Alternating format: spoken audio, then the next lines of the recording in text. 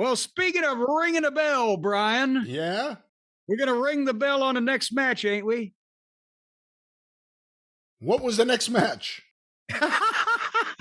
There were a lot of matches. Oh, a lot of matches. It was the women's gauntlet match. This was great. Did you watch this? I got to be honest. I saw a bit of it. Yes, I did. Because sometimes I would stop and say, what the f? And then I couldn't stop watching because it was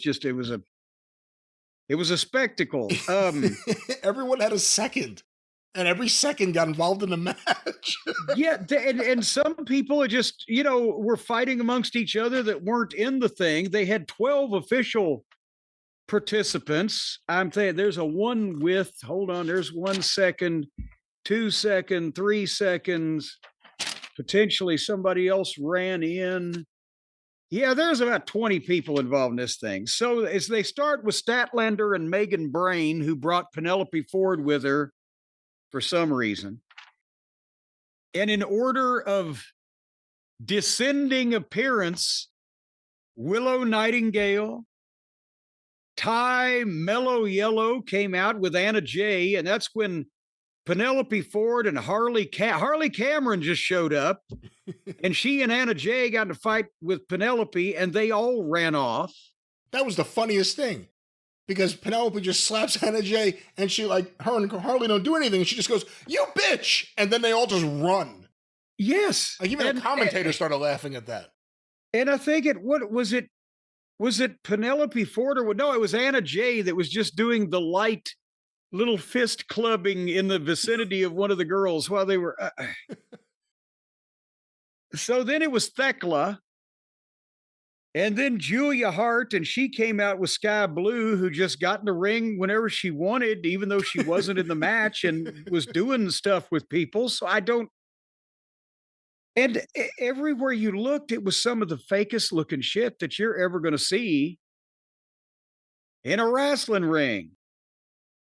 Because it just, none of these young ladies are Mildred Burke to begin with. And then when you put them out there in a mess where they've rehearsed all of their spots, but now everybody has to remember spots with multiple people over a course of 30 minutes. And some of them you don't call sunset flip because they'll be lost in the weeds. So it's embarrassing to put them in this position.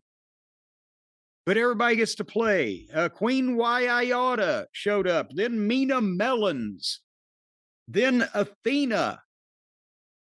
Athena, you're breaking my balls.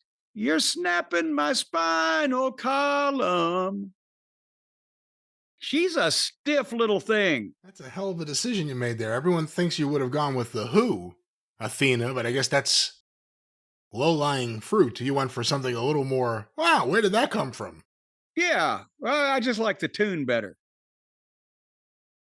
Thunder Rosa and the Thunder Rosa and the Lightning Strike. Oh, don't do that. I get nightmares of Horner on your show. Well, that's true. And then Sayuri. Syury. Sayuri? Help me. I couldn't understand the announcers. Sayuri, and she is, they really made it out like she was a big deal, and she ran in there, and she was really fired up. Yeah, she didn't do anything. Another outlaw Japanese girl. And then number 12 came at Alex Windsor. And I had seen the name Alex Windsor, thought it was a guy. And then I realized when you brought it up, we were off the air. I was thinking it was a guy because that was the name of the young English chap that was the pride of the Dory Funkin' Dojo down in Ocala, Florida, like 25 years ago. It was the British kid named Adam Windsor. But it was Adam Windsor, wasn't it? Or was it Alex Windsor? Was it Adam or Alex?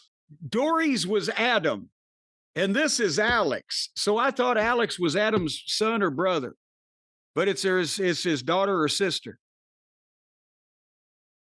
Well, you cleared that. Well, she's also Will Ospreay's significant other. So Well, I was going to say there appeared to be some nepotism involved some kind of way.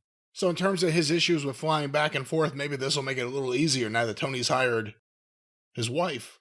Well, no, because now she's going to have to fly back over to England and nurse him back to health because he's been paralyzed. More on that later. As soon as they bring his wife over here, they kick him out of the country. He's got to be in a hospital for a few weeks or months or years, doesn't he? Anyhow, we were 30 minutes into this thing. Mina Mellons went for the figure 4 on Alex. Athena went to the top rope. And they tried to do a deal where when Mina was turning to step over and through on the figure 4, that Athena would come off the top rope.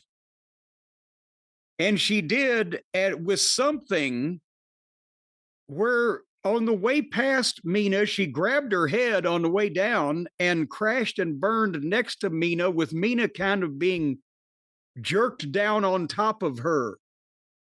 And then Athena got up all proud of herself, like, I didn't do that, and hooked her legs 1, 2, 3.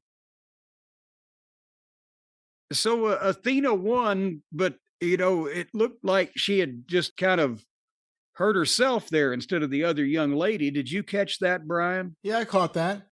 And Athena's someone that people who watch Ring of Honor have wanted to see elevated, and she's been under contract and not really on AEW TV at all. Just Ring of Honor, and now she's guaranteed a title shot, so maybe Tony's ready to do something with her. Well, you shouldn't put it like that. That sounds in some way vulgar. Tony's ready to do something with her now. You know what I mean. Tony's not a vulgar guy.